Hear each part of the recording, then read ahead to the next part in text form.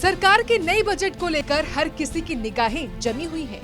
चाहे व्यापारी वर्ग हो, आम जनता हो या फिर सरकारी कर्मचारी, हर वर्ग को किसी न किसी रूप में सरकार से बजट में राहत मिलने की उम्मीद है।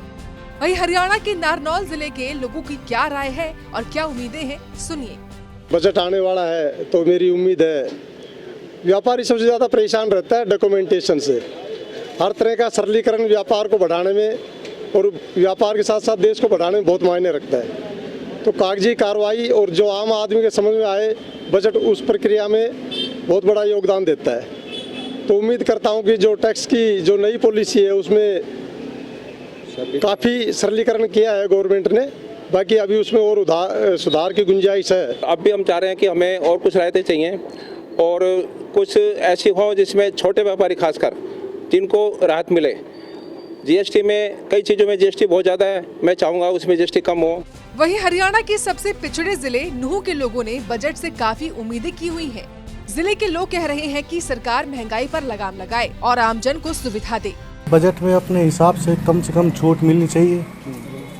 बजट में छूट मिलेगी तो और फायदा होगा, पब्लिक को भी फायदा होगा, हमको भी होगा।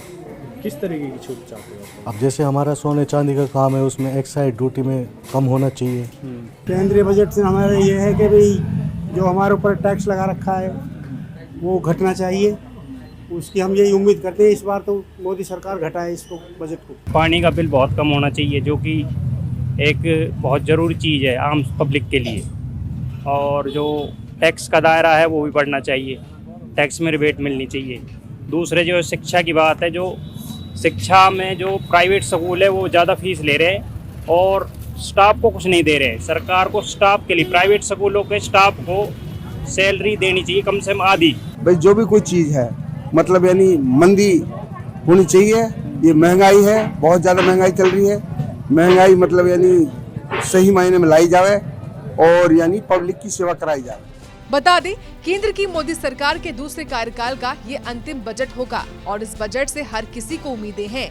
बहरहाल ये तो 1 फरवरी को मालूम चलेगा कि लोगों की उम्मीदों पर कितना खरा उतरता है ये बजट।